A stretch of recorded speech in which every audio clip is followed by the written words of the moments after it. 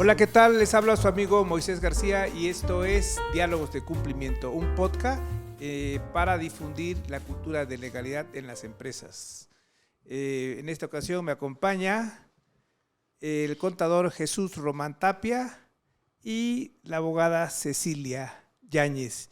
Y nuestro invitado especial, el profesor e investigador de planta del Departamento de Emprendimiento de la Escuela de Negocios Región Centro-Sur del TEC de Monterrey, Martín González Vázquez. Bienvenido, Martín. Es un honor para nosotros que hoy iniciamos un podcast y precisamente como invitado tú y sobre todo para que nos platiques todos los temas del TEC de Monterrey en materia de emprendimiento.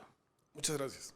Gracias, Moy. Buenas noches. Bueno, presento un poquito sus antecedentes de Martín. Martín trabaja desde el sector educativo para fortalecer la investigación, la colaboración institucional, la transformación digital y los procesos de formación desde la educación superior para el emprendimiento e innovación social. Es socio fundador de la empresa A Better World Institute, dedicada a la consultoría y capacitación para el diseño de estrategias de innovación social y evaluación de impacto social. Es miembro del consejo directivo de la empresa Nuliap, dedicada al sector de alimentos. Forma parte del claustro de investigación del Centro Latinoamericano de Responsabilidad Social.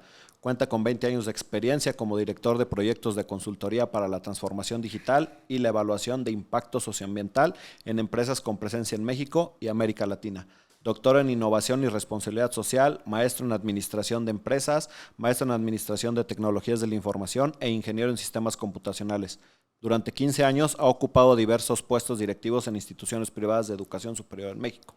Apasionado de la ganadería, es criador de la raza Cebú Braham Gris en el estado de Veracruz, en donde actualmente experimenta técnicas de forraje y pastoreo sostenibles. A la fecha se desempeña como profesor e investigador en el Departamento de Emprendimiento de la Escuela de Negocios del Instituto Tecnológico de Estudios Superiores de Monterrey, en la región Centro-Sur. Sus áreas de especialidad son administración de proyectos, transformación digital en los negocios, evaluación de impacto social, emprendimiento e innovación social. Martín, buenas noches, bienvenido. ¿Qué tal? Es un placer estar con ustedes. Muchas gracias por la invitación. Al contrario, Martín, gracias a ti. Y pues yo pienso que para entrar un poquito en contexto, sí que nos empieces a platicar qué es lo que haces exactamente en el TEC de Monterrey, en el área de emprendimiento como maestro. Claro que sí. Fíjense que el TEC de Monterrey como institución lleva muchas décadas promoviendo los temas de emprendimiento. Actualmente el TEC está rankeado en el número 4 a nivel global en el Princeton, en la lista de Princeton. Es una de las competencias transversales a todos los planes de estudio y a mí me toca participar, como dijeron, en el Departamento de Emprendimiento de la región Centro-Sur, que justo damos servicio no solamente a la carrera en diseño y lanzamiento de empresas, en la carrera en emprendimiento, sino a todas las demás programas académicos e iniciativas que están relacionadas con temas de emprendimiento, ¿no? Es un tema que lleva décadas trabajando el TEC de Monterrey. Estamos en el año que vamos a cumplir 80 años. Como parte de esa labor de promover el emprendimiento, desarrollamos, yo soy responsable de llevar a cabo la investigación del Global Entrepreneurship Monitor, que lo hacemos junto con Babson a nivel global. En México somos el capítulo que lo lleva y lo hacemos en todos los campus, ¿no? Profesores como un servidor, analizamos cuál es el contexto del emprendimiento en cada una de las regiones y eso nos sirve para elaborar un reporte a nivel nacional. ¿Qué tiene ese reporte? Ese reporte analiza diferentes dimensiones que afectan, factores que influyen en temas del emprendimiento, como la educación para el emprendimiento, la infraestructura que existe en la región para fortalecer temas de emprendimiento, la infraestructura, los apoyos que existen desde el gobierno, las políticas públicas. Inclusive medimos el tema de qué tanto la gente en la región está interesada en emprender. ¿Cuáles son las razones que los llevan a interesarse por emprender? ¿Cuáles son los atenuantes? Y sacamos una variable que se llama TEA. Y la variable TEA lo que hace es que nos da como que en un resumen, así como TEA, tasa de emprendimiento. Okay. Y nos dice cómo estamos con respecto al emprendimiento. Desafortunadamente, hemos tenido unos años un poco a la baja, posteriores a la pandemia, en las que la TEA, por ejemplo, en Puebla, está por abajo del promedio nacional y por abajo del promedio en América Latina, ¿no? Eso tiene que ver con una infinidad de factores, pero hay un fuerte peso hasta el año pasado. En el reporte del año pasado, en próximos meses estamos por lanzar el último reporte. El reporte 2022-2023 estamos por terminar. Y se ve una fuerte falta de apoyo por parte de las estrategias del gobierno para estos temas, ¿no? Eso pasa también a nivel nacional. En el reporte nacional, en este último sexenio, pues desapareció el Instituto de Emprendimiento a nivel nacional. Muchos programas se vieron afectados, se refugiaron en otra secretaría, pero finalmente afecta, ¿no? Venimos de años complicados, como mencionaba, después de la pandemia, temas económicos, macroeconómicos, etcétera. Pero bueno, en el TEC no dejamos de insistir en esto. Tenemos la carrera en emprendimiento, que les platicaré más adelante por qué estudiar emprendimiento, ¿no? Y por qué estudiar en el TEC de emprendimiento, tal vez. También el TEC de Monterrey tiene el Instituto de Emprendimiento Eugenio Garza Lagüera, que es una vertical muy importante del TEC que promueve el fortalecimiento de los ecosistemas de emprendimiento en los lugares en donde el TEC tiene áreas de influencia. Entonces, es un componente muy importante de los programas académicos, de las iniciativas que genera el TEC, porque sabemos lo apremiante que es generar nuevas empresas y generar dinamismo económico y social y desarrollo económico principalmente a través de la creación de empresas, ¿no? Ok, interesante. Lo que a mí me llama la atención, Martín, es lo que dices. ¿Crees que uno de los puntos relevantes por qué la TEA bajó es por el tema o la etapa de la pandemia, o crees que hay otros factores por lo cual se ha venido o estemos por abajo de Latinoamérica y dentro del país también estemos dentro de uno de los a lo mejor menos rankeados? Dentro de los factores que son muy claros en el reporte, podemos consultar el reporte porque es público, el de Puebla, el de México, el de diferentes regiones del país. Es un reporte finalmente liderado por Babson University, pero también hay muchas otras instituciones alrededor. La página de internet es gem.org y ahí podemos descargar los reportes. Okay. Algo muy importante, como tú decías, es el tema de la pandemia, pero algunas de las variables en las que hemos decrecido bastante son en los programas de apoyo por parte del gobierno y la falta de infraestructura. Y esto realmente es muy útil confirmarlo a través de un reporte y una investigación tan seria como esta, pero también lo podemos ver en los índices globales de competitividad, de innovación, en los que tenemos en los que se mapea perfectamente, y ustedes también lo pueden ver en el índice de desarrollo humano del PNUD, en el que el tema de la educación, por un lado, la infraestructura, la certeza jurídica que tienen los emprendedores, ¿no? La falta de políticas públicas y programas de apoyo, no solamente al tema del emprendimiento, sino a la actividad empresarial, pues vamos decreciendo. Entonces, si juntas todos esos factores, ¿no? Te das cuenta por qué la TEA para nosotros ha ido disminuyendo, ¿no? No es una cuestión pesimista, porque también hemos visto ciclos en los que la TEA ha bajado y nos recuperamos, etcétera. Y afortunadamente, se han creado ecosistemas locales que no solamente el único protagonista es el gobierno. Están llegando fondos de inversión de muchos países, inclusive fondos verdes, ¿no? Se están creando nuevas aceleradoras, incubadoras, como el Instituto de Emprendimiento del TEC y muchas otras con capitales privados, ¿no? Con organizaciones de la sociedad civil y con ONGs a nivel global que están tratando de también impulsar el emprendimiento de forma local. Y entonces mucha de esta infraestructura, además que está un poco de moda, ¿no? Si ustedes ven el contenido que se generaba en las noticias, en programas, etcétera, hace 20, 25 años, pues en México, en Puebla, muy poco se hablaba del tema del emprendimiento. El tema tecnológico desde hace 30 años, etcétera, pero ahorita también está ayudando mucho que los jóvenes están interesados por aspirar a un tipo de vida distinto al de un empleado, Claro. en temas del emprendimiento, ¿no? Entonces, creemos que eso va a ayudar bastante, ¿no? La llegada de estas organizaciones de otros países, y también que los jóvenes se están interesando mucho por crear negocios, por conocer e implementar nuevas tecnologías, cambiar la forma en cómo funciona la sociedad. Eso también nos está ayudando, ¿no? Yo necesito estudiar la carrera de emprendimiento para emprender un negocio, o puedo apoyarme de estos proyectos, de estas instituciones que ofrece el Tecnológico de Monterrey.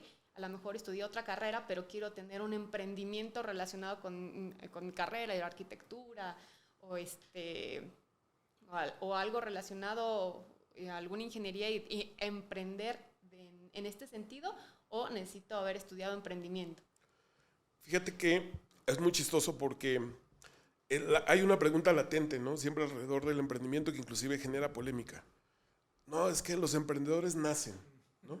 No necesitas estudiar porque fíjate tu tío y tal empresario y fulano y Bill Gates, ¿no? Y Mark Zuckerberg y Jeff Bezos y ven las fotos delante. No estudiaron emprendimiento en el TEC y son súper, o sea, no estudiaron un rábano, pero son muy exitosos, ¿no? Hay un discurso social muy fuerte alrededor de decir, no tienes que estudiar para ser emprendedor, ¿no?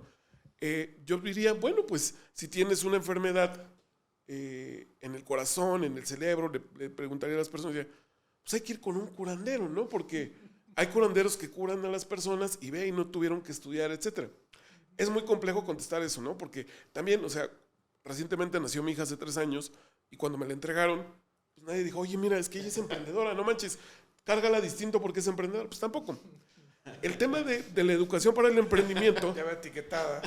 Sí, o sea, tampoco creo que sea de esa manera, ¿no? Hay muchas investigaciones alrededor de los factores que influyen para que un emprendedor tenga éxito. Los factores que influyen, para que una empresa tenga éxito en un determinado contexto, ¿no? Y también nos ayuda mucho la moda en la que tú escuchas a los emprendedores de muchas áreas de conocimiento, porque el doctor al que me llevaban de niño pues era un emprendedor porque tenía una chiquiclínica, ¿no? Estaban varios amigos, tenían una clínica que funcionaba, que facturaba y que les fue muy bien en los tiempos en los que no había tantos médicos, ¿no? Muchos de ellos se especializaron y les fue todavía mejor, y migraron, hicieron edificios, hicieron clínicas más grandes, etcétera, y había emprendimiento en muchas otras áreas, ¿no? La verdadera tesis y la apuesta de la educación para el emprendimiento tiene que ver con incrementar la posibilidad de éxito y disminuir la posibilidad de fracaso. ¿A qué me refiero con eso? Que si tú aprendes metodologías, técnicas y herramientas relacionadas con el emprendimiento, vas a aumentar la posibilidad de tener éxito, ¿no? No nos ayuda este tema de que entrevistan a un emprendedor muy exitoso, todos vamos y lo escuchamos con atención, y de repente ha habido una oleada en la que dicen, es que te tienes que equivocar y tienes que fracasar y solamente puedes aprender fuera de la escuela. Yo estoy un poco en contra de eso porque imagínate, Ceci, que tú le dices a tu papá cuando estabas adolescente, papá, mamá, alguien X, tutor, etcétera, préstame tu coche, pero quiero aprender a manejar, pero quiero que sepas que hay que chocar a fuerza y que hay que desbaratar varios coches para después ser un muy buen chofer. Pues difícilmente te lo iban a prestar, ¿no? El Porsche. Sí, préstamelo, pero hay una regla, porque yo escuché que hay que chocar para eso del buen marinero, se hacen las tormentas, todo ese rollo no ayuda.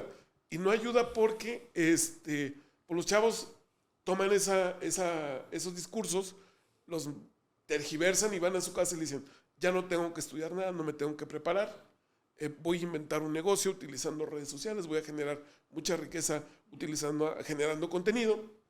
Esas son modas, son cosas que van a pasar, etcétera. Seguramente van a evolucionar. Y si no tienes un conocimiento técnico en un área en particular, o no tienes un socio con ese conocimiento técnico, pues ese es otro factor muy importante para el éxito, ¿no? Puedes hacer un sillón muy bonito, puedes diseñar algún tipo de material. Cuando te insertas a una cadena de suministro local, regional o internacional, pues empiezan los fracasos, como por ejemplo el tema que ustedes manejan muy bien, el hecho de decir, no sé cuáles son las regulaciones. O sea, mucha gente dice, es que empezó a exportar y se hizo millonario.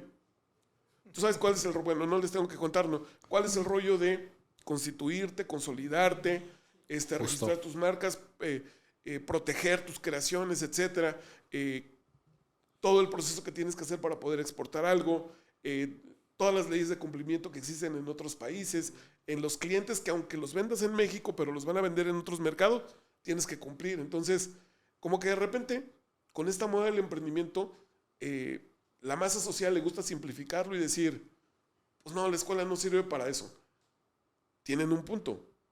Mucho en educación en México para el emprendimiento tenemos un rezago. Y para eso hicimos otro estudio. Pero bueno, ese es mi opinión. No, muy interesante. Mira, nosotros hemos visto experiencias, incluso volviendo al tema de se nace o se hace, ¿no? Claro. conocemos empresarios, ya empresarios muy fuertes, muy consolidados, marcas que ya existen fuertemente en el mercado, son clientes de nosotros.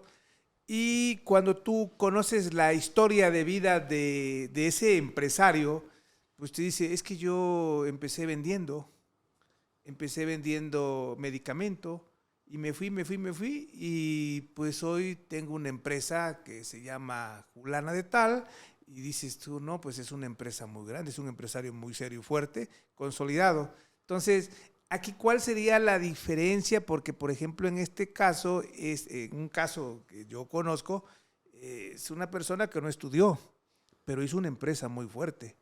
Ahora, un emprendedor y un empresario de esta naturaleza que estoy comentando, ¿tú cuál crees que sería la diferencia entre ambos para tener un éxito en el caso del que te platico y un fracaso incluso en uno que estudia en una escuela, ¿no?, de emprendimiento? Pero yo creo que ahí aplican varios factores, ¿no? De entrada su entorno social, con quién creció, si creció con papás empresarios y ya sabe manejar el negocio. Era un obrero.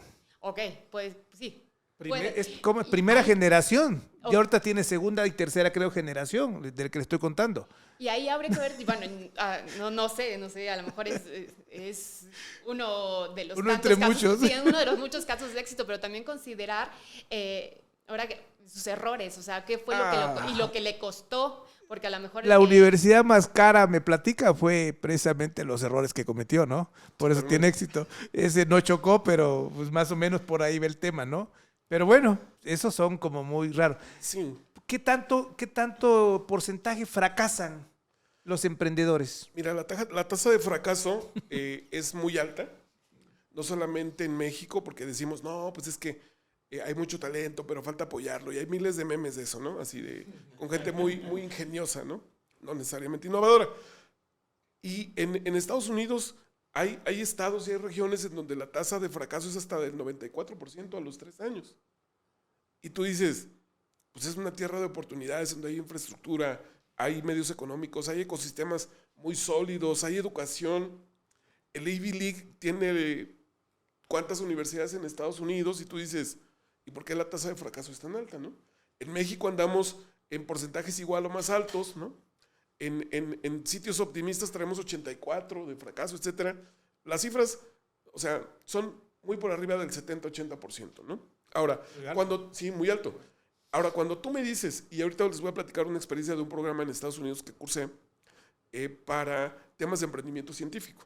Cuando tú me dices el caso de tu amigo, es muy común, o sea, es muy, muy común que tú veas gente que es muy exitosa, con negocios muy exitosos, que no tuvieron una formación o que tuvieron una formación diametralmente diferente y que triunfaron en otra. Tú mencionaste algo clave muy importante. Él empezó vendiendo. Yo le recomendaría a todo mundo, a los médicos, a los psicólogos, a los abogados, etcétera, que se pongan a vender. ¿Por qué? Porque a los contadores, sobre todo a los contadores, que se pongan a vender porque no hay una forma y las metodologías más innovadoras de emprendimiento y de diseño de productos y servicios emulan en sus técnicas de validación del mercado, ventas. O sea, ve, ponte a venderlo, ve y conoce a la persona que va a utilizar la almohada. Hay un libro muy interesante de Talking to Humans, acerca del diálogo que tienes que hacer con las personas que usan tu producto. Identificar quién lo usa, quién lo compra, quién toma la decisión, en qué momento se da, etcétera. Y eso, en términos de ventas, es riquísimo. O sea, porque tú te das, o sea, la experiencia es muy rica, no solamente satisfactoria y redituable, sino que el tema de entender muy bien a tu mercado es uno de los grandes pilares de las metodologías de Lean Startup a nivel global ahorita. Entonces, a los chavos de emprendimiento nosotros los mandamos a hacer pruebas y testing de los prototipos de los productos y servicios para que conozcan a los diferentes tipos de mercado. Hay un libro buenísimo que les recomiendo que se llama Testing Mom, Testing Mom, que es una metodología que te explica la forma en cómo los emprendedores se venden la idea de que sus familiares y amigos les venden a sus familiares y amigos y todos les compran, ¿no? Pero cuando tú te vas a la industria, cuando te vas a realmente a negociar, etcétera, esa experiencia es muy buena. Y conozco muchas historias de emprendedores que comenzaron vendiendo. Una vez que dominaron el conocimiento del mercado, fue mucho más fácil haber detectado una necesidad y construir una solución, porque todas las metodologías actuales para emprendimiento se basan en identifica una oportunidad, diseña una solución, pruébala varias veces hasta que tengas muy refinada la solución que tú estás vendiendo. Probablemente tú puedas diseñar una solución técnicamente más eficiente, pero probablemente tu cliente necesita un intermedio. ¿A qué me refiero con eso? Tú dices, oye, es que en el mercado en el que yo me desempeño, la gente busca un neumático con estas características, ¿no? De diseño específico, como para un avión, un remolque, algo muy específico. Y tú dices, no, porque a lo mejor tú puedes diseñar un mejor neumático, pero el estándar en el mercado por una regulación global te obliga a que tenga otro material, no el mejor que se pueda lograr, sino el que cabe en el hueco de la industria en el que te quieres insertar. A mí me llama mucho la atención que con todos los emprendedores muy exitosos con los que he tenido conversaciones, todos en algún punto han estado vendiendo de tiempo completo. Es la forma más valiosa de conocer el mercado, ¿no? Es la forma más valiosa de conocer la industria y de a quién le estás vendiendo. Entonces no es algo raro que Procter & Gamble, que Unilever, etcétera, a los trainees que son para alto rendimiento, que son de los programas de High Potential, lo primero que hagan es que los manden a un punto de venta y que vean cómo llega la señora a comprar los pañales, cómo llega el señor a comprar una herramienta, a comprar un coche, etcétera. Después de eso, en cualquier posición en la que tú te pongas en una compañía, vas a entender cómo piensa la persona que va a utilizar y para la cual diseñaste todo un negocio y toda una cadena de suministro y toda una cadena de valor, porque tienes una sensibilidad de eso, ¿no? Ahora, estudiar o no emprendimiento, de algo que mencionaba ahorita Ceci, es relativo. ¿Por qué? Porque hemos estado muy obsesionados en los últimos 30 años en generar emprendedores. ¿Y en dónde está el abogado que entienda al emprendedor? ¿En dónde está el policy maker que entiende lo que necesitan las nuevas empresas? ¿En dónde están los prestadores de servicios que tienen un entendimiento y un contexto de lo que les podrían ofrecer a los emprendedores? ¿Qué pasa si un día todos los que estamos preparando emprendedores logramos un éxito brutal y tenemos puros emprendedores allá afuera? ¿Quién les va a vender servicios? ¿Quién los va a curar? Claro. ¿Quién los va a asesorar legal? Lo que realmente necesitamos es construir un ecosistema en el que en nuestro país, en nuestras regiones, tengamos todos los elementos, los factores que permitan y que faciliten que un proyecto de emprendimiento pueda tener éxito o no. ¿A qué me refiero con eso? Hace un día la National Science Foundation, que es como el CONACYT en Estados Unidos, se dio cuenta que estaba financiando proyectos científicos de cientos de millones de dólares, o sea, muchísimo dinero, dándoselos a los investigadores más prestigiados de las universidades más prestigiadas, y un día se pusieron a hacer cuentas y dijeron, ¿cuántos de ellos se han convertido en empresas, en productos o servicios que todo mundo utilice o que al menos tengan un éxito relativo? La tasa otra vez bajísima, un 97% de fracaso. Dijeron, ¿qué seguimos financiando o qué? O mejor lo invertimos en empresas que desarrollan productos para la guerra o para armamento, etcétera, porque de ahí sí salen un chorro de patentes, ¿no? Sí, salen un montón de aplicaciones. Es el negocio. Es el negocio del país, ¿no? De nuestros vecinos. Pero aquí el punto fue, no, pues es que, ¿qué es lo que está pasando? ¿No? El darte cuenta que tu emprendimiento no tiene futuro, yo creo que es un éxito, ¿no? Y el darte cuenta con evidencia lo más rápido posible, todavía tiene muchísimo más valor, ¿no? O sea, porque antes veíamos, y me tocó ver amigos, construyó la nave, mandó a comprar la máquina, se la trajo la más chida que había en no sé qué país, la mandó a diseñar, la mandó a traer, contrató gente y nadie compró nada. Y tú dices, ¿no? En ese caso pudo haber tenido apoyo de una institución financiera o a lo mejor de algún socio capitalista, a lo mejor encontró ¿cuánto gastan? Una tecnología, pero pues nunca testeó su producto en el mercado. Claro, ¿no? Sí. No, es que fíjate que en tal lugar sí lo compran. Bueno, después de esto, la National Science Foundation convocó a las universidades con mayor reputación en innovación, en tecnología y en emprendimiento. Digo, háganme una metodología para que cada vez que demos dinero a un proyecto científico, sepamos, no importa si es a largo plazo, si eso va a desembocar en una solución que tenga algún tipo de impacto social, ambiental o económico. Entonces se diseñó un programa en Estados Unidos que se llama I-Corp, de la National Science Foundation, en el que tú como científico dices, tengo un proyecto de investigación, ¿qué beneficios va a traer?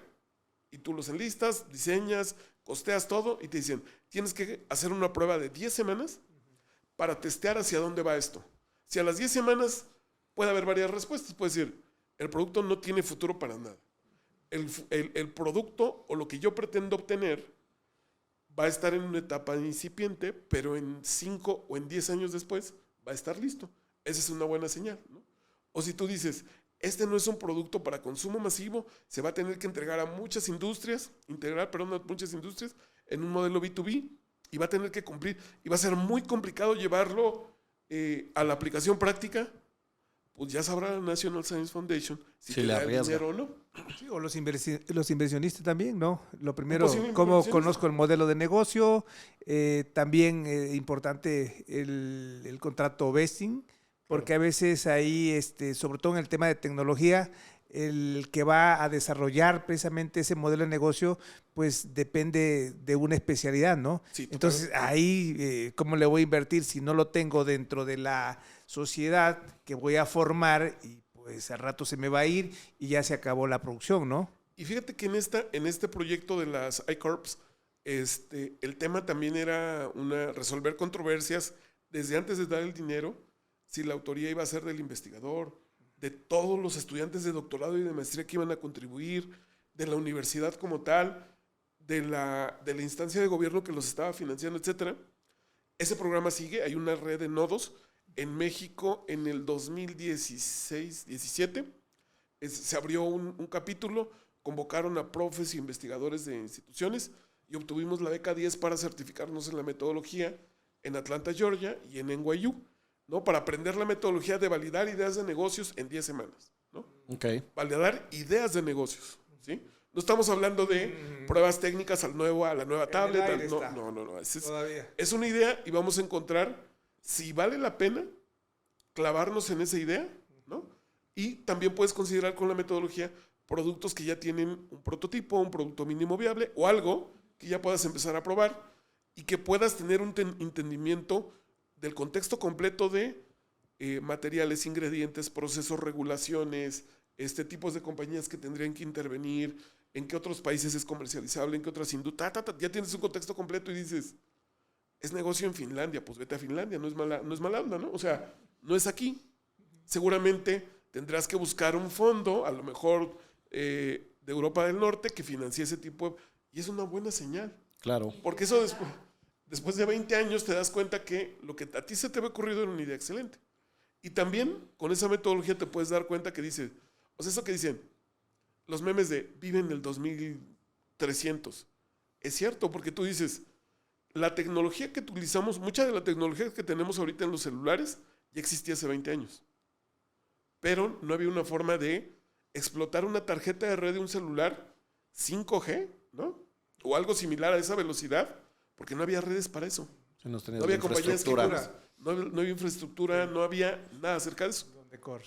Exactamente, por eso el gobierno, cuando en Estados Unidos registras una patente y se revisa, si es una patente, digámoslo entre comillas, que está adelantada a su tiempo, la patente tiene derecho de explotarla el ejército durante 10, 15 o 20 años y después te devuelven los derechos para que tú la puedas explotar.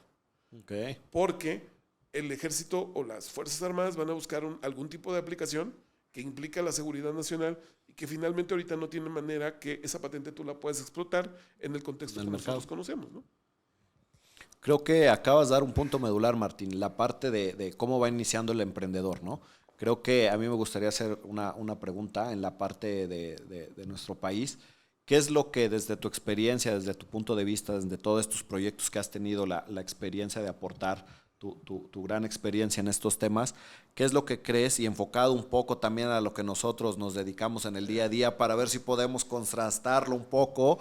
¿Qué crees que desde esta planeación, porque lo que veo es un tema de procesos, es un tema de planeación, es un tema de arrastrar el lápiz, testear el producto, el servicio en el mercado, pero también desde nuestra arista vemos un punto que muchas veces, dada nuestra experiencia, Ceci, Moy, lo vemos en el día a día, es alza la mano, oye, ¿con quién me asocio?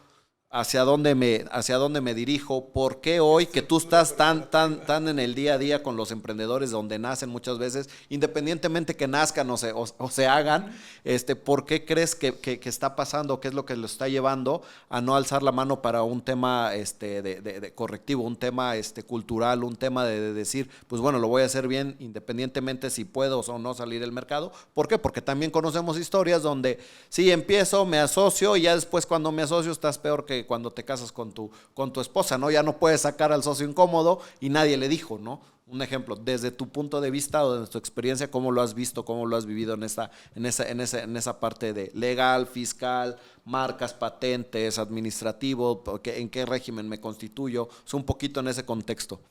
Fíjate que tiene que ver con, perdón por esto que voy a decir y por todo, ¿no? Lo que he dicho, tal vez, es un tema cultural y es un tema que tiene que ver también mucho con la educación que recibimos, ¿no?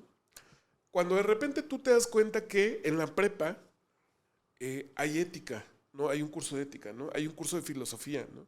Hay un curso, bueno, uno de los temas que ves en una introducción al derecho tiene que ver con propiedad intelectual y dices, ¿yo qué? Yo quiero ser ingeniero. O sea, yo quería ser ingeniero de sistemas, ¿no? Yo qué quiero saber las leyes y eso y minimizamos la importancia de muchos de los contenidos de los planes de estudio. No tienes, como su nombre lo dice, la mayor parte de las materias en la secundaria y la prepa. Introducción a, ¿no? Taller de no sé, así porque es muy incipiente. Estamos en una edad en la que a lo mejor no somos lo suficientemente maduros, no le tomamos la seriedad que sea, etc. Cuando todavía vamos a la universidad, todavía hay materias que tienen que ver con eso, ¿no? O sea, en ingeniería, introducción al derecho, introducción a X, ingeniería económica, lo que no sepas nada de finanzas, no es cierto, en algún momento de tu formación no le tomaste la importancia de vida. Esa es una. Dos, el tema cultural de, vas a ver que sí se puede. Yo tengo un amigo, mi papá conoce un sujeto que tú, y entonces confiamos también un poco o un mucho en eso, ¿no? Ese es otro tema muy importante, pero también, como vivimos también una cultura de la desconfianza dentro del ámbito del emprendimiento, no sabes, si el otro día pasé una experiencia un poco penosa en una comida con unos amigos, porque un amigo me dijo, oye, ya acabo de ver a mi sobrino, el que te mandé, porque yo lo ayudé con algo de un desarrollo de software, a orientarlo sobre todo, ¿no? Decirle por dónde se fuera, ¿no? Es un chico que estudia psicología y él tiene el interés de automatizar algunas pruebas psicológicas, ¿no? Entonces me dijo, ¿qué las mando a hacer? ¿Las compro? No sé. Ya, platicamos de eso. Entonces ya me dijo, oye, muchas gracias que atendiste a mi sobrino, no sé qué. Y dice, otro de nuestros amigos en la mesa me dice, oye, Martín, ¿cuál es la pregunta más frecuente de cuando los chavos que están estudiando la carrera y a ti que van al departamento de emprendimiento, qué es lo que más casi siempre o te preguntan o te dicen? Y yo, todos los días llega uno o varios misteriosos. Hola, profe. Oiga, ¿puedo entrar? Sí. Oiga. Y voltean, ¿no? Y yo, ¿qué pasa? Es que traigo una idea de negocio. Pero, ¿puedo cerrar? ¿Puedo cerrar? Sí. Sí, cierra, hombre. ¿Qué? Es que, mire, profe, es que no sé si no se lo pueda yo contar, porque de verdad que es una idea, vaya, es que no sabe. Mira, si no tienes la confianza de decírmelo, para que yo te pueda ayudar en algo, porque seguramente no te voy a poder ayudar en absolutamente todo, mejor no me la cuentes. No, profe, es que ya se enojó, ¿ya ve? No, espérate. Pero es que tenemos una onda de que nadie sepa mi sufrir como en la canción, ¿no? Y que nadie, no, oye, o sea, entre más socialices el tema, obviamente de forma ordenada, en el momento en el que lo tengas que hacer, y entre más recibas asesoría profesional, y eso pregúntaselo o vedlo en cualquier TED Talk de emprendedores que dicen, todos le invertirían, pero así la gran mayoría te dicen, yo le hubiera invertido asesoría profesional desde el principio. Porque di 1000 vueltas, porque gasté, porque tuve 1000 fracasos, porque desarrollé algo que ni siquiera es legal en México, porque bla, bla, bla. Y entonces es porque, no, es que mi tío me dijo, no le digas a nadie, güey. No, a nadie, por favor, todo en medio del secreto. Claro que esa persona va cultivando su idea, la va diseñando, va avanzando en su proyecto de emprendimiento con puras ideas de su papá, de un primo que no sabe toda la historia, pero que sabe un poco y que le dijo algunas cosas, de un profe al que le contó parcialmente y que lo malviajó, lo malinformó. ¿Lo regañó? Lo regañó y de repente dice, pues, y todavía al final te dicen, es que nadie me dijo. Nadie te dijo, pues no acudiste a una asesoría profesional, no buscaste al que sabe, porque es muy, o sea, en temas de emprendimiento, pues es inventar el mundo, ¿no? Entonces, si tú dices, hace poco estuvimos con un chavo desarrollando, apoyándole en el proceso metodológico del proyecto de emprendimiento de una bebida, ¿no? De una bebida con un montón de virtudes que yo ya me la quería tomar en el papel, ¿no? Cuando se dio cuenta que solo podía comprar arriba de 20 toneladas para llegar al costo que necesitaba para poder salir al mercado, y se dio cuenta que otra sustancia que le vendían en Asia no era legal en México, ya había gastado un semestre, ¿no? Entonces, una, creo que es cultural. Dos, evidentemente nos falta preparación un poco más holística, ¿no? A veces la recibimos, pero no la tomamos en serio. Y vivimos en una cultura de desconfianza en la que no le queremos contar a nadie lo que estamos haciendo, que tampoco está tan mal, pero eso es muy diferente. Claro, es muy diferente a decir, voy a buscar asesoría profesional para que el que de verdad sabe me diga si está bien, si no está bien, qué posibilidades tengo, etcétera, y pueda avanzar de forma consistente. Porque en el constructo que tenemos de lanzar un negocio, un producto o un servicio es... Y de repente un día abrió operaciones y empezó a funcionar. Eso no pasa, o sea, así no funciona. Tuviste que haber hecho un contrato y tuviste que tener algún tipo de personalidad legal para contratar un proveedor, para rentar un edificio, para identificar si el tipo de outsourcing, registrar la marca, proteger. Una cuenta en el banco. Lo que tengas que proteger, abrir una cuenta en el banco. Darte de alta en el SAT. No, hombre. Es que, profe, el otro día dio un pitch un chico en un curso y dijo... Y de repente me salió un cliente porque el papá de uno de los amigos que estaba ahí le habló a uno de sus amigos y le dijo, necesito que me limpien todo un edificio no sé cuántas veces a la semana, no sé qué. A ver, profe, ¿cómo está eso del RFC? ¿No? Entonces, buen chico, buen emprendedor, nunca, pues yo creo que no asistió al módulo de cumplimiento normativo. Exactamente. Sí. ¿No? Oye, Martín, entonces, resumiendo un poco el tema, digamos que tenemos 3 perfiles, ¿no? Los que no les interesa la parte legal, la parte de darle formalidad a su negocio, los que piensan que lo pueden hacer de una manera inequivocada por abajo del agua, otras opciones, y aquellos que se avientan al negocio y dicen, bueno, pues lo vemos y ahí vamos resolviendo en el camino, ¿no? ¿Qué consejo le podríamos dar ya al que se aventó, al que tomó la decisión o al que ya tiene su negocio operando, pero le falta la parte normativa, la parte del cumplimiento, las regulaciones fiscales? ¿Qué consejo le podrías dar para que se pudiera regresar el tiempo, que lo haga en ese momento? Y si no se puede, porque muchas veces no se puede, ¿qué decisión tiene que tomar en este momento para tener todo en orden? Para que ya que es un empresario, un emprendedor exitoso, pues tenga también la parte legal, la parte normativa bien. Lo que en México no estamos mucho acostumbrados es pagar asesoría profesional. Preventiva. O correctiva, ¿no? Bueno, o sea, la correctiva ya está. Más sale más caro. Bueno, la correctiva es un poco a la sombra, ¿no? Sí. Y que te visiten cada cierto tiempo, ¿no? A tu celda, pero... Los fiscales. Definitivamente lo que pasa es que no estamos acostumbrados a recibir asesoría profesional. Inclusive, tú dices, no, pues es que vas al Instituto de Emprendimiento y pues ahí están todos los especialistas. La verdad es que no. O sea, porque cada día surge o nace un nuevo proyecto que tiene un contexto de obligaciones de cumplimiento totalmente distintas, ¿no? Un videojuego, una bebida. Pues no puedes tener a todos los asesores ahí. O sea, el tema Claro. es buscar una asesoría que sí esté especializada y que sí tenga experiencia Claro. en el tipo de industrias en las que tú te estás Claro, sí, desarrollando, ¿no? específico. ¿Ustedes ahí en la Escuela de Negocios no llevan alguna materia de cumplimiento normativo? Sí. O sea, sí llevamos y en varios momentos, pero yo creo que es lo suficiente como para poder entablar una conversación con un especialista al que tú puedas contratar, Ah, ok.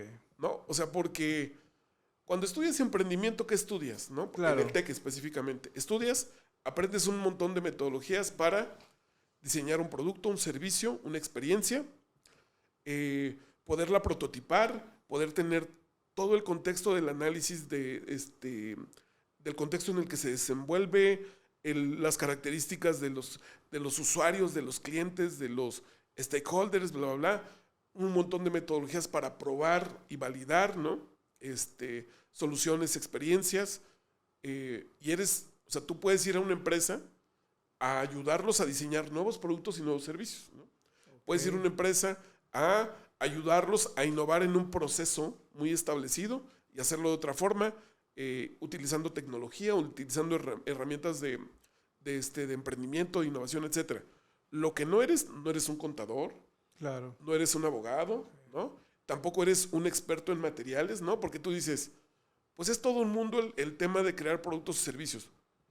Y tú diseñas un sistema de negocios que involucra probablemente muchos especialistas. A lo mejor yo decido lanzar una línea de utensilios para cocina.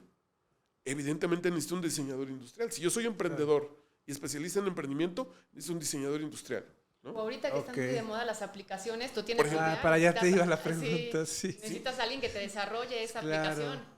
¿Tú cómo ves, por ejemplo, el tema fintech? Por ejemplo, ahorita hay muchos emprendedores, incluso. ¿Tú cómo lo ves? ¿Ustedes cómo lo están atendiendo ese tema en la Escuela de Negocio?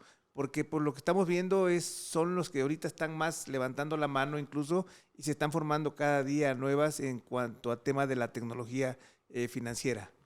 Fíjate que tenemos muchos jóvenes entusiastas, como tú bien lo dices, muchos traen muy buenas ideas y como que identifico dos perfiles.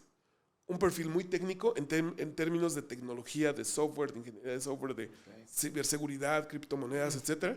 Y hay chavos que traen esa parte desarrollada, inclusive tienen la opción de tomar materias dentro de su programa de estudios orientadas a la parte técnica, ¿no? Ah, ok. Y hay chavos, o sea, inclusive algunos son ingenieros en sistemas o en electrónica o algo por el estilo, y dicen, pues la tecnología yo la construyo. Hace poco estaba platicando con un chavo que tiene un portafolio de inversión, tecnificado, etcétera, pero él es totalmente técnico.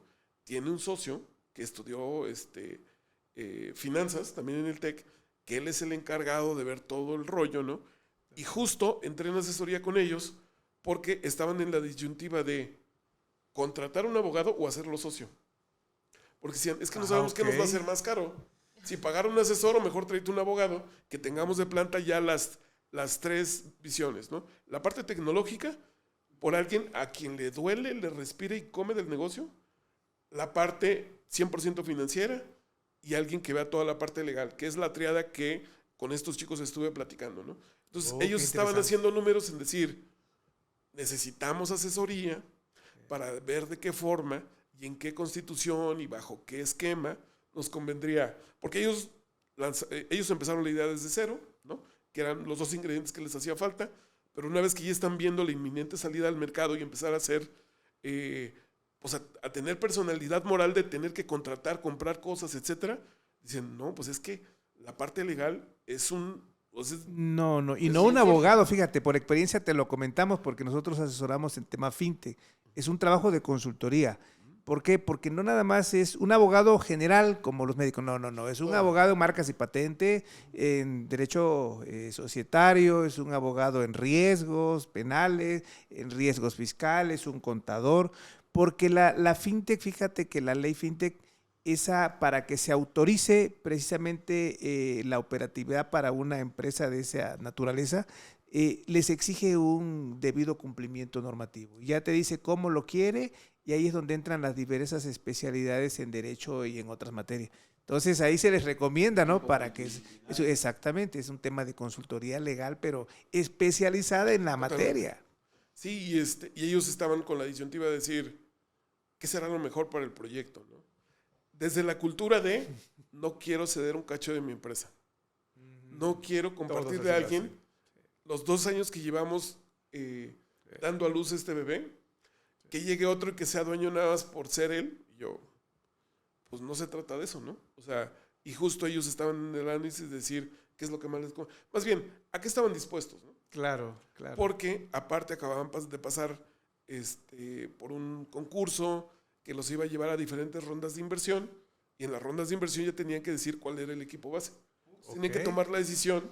Ya. Van avanzados. ¿No? Sí. Y un licenciado en emprendimiento no es un especialista legal. No, claro, no, pero son varios. Pero sabe que hay un esquema de compliance, claro, exacto, en el que sabe que tiene que asesorarse.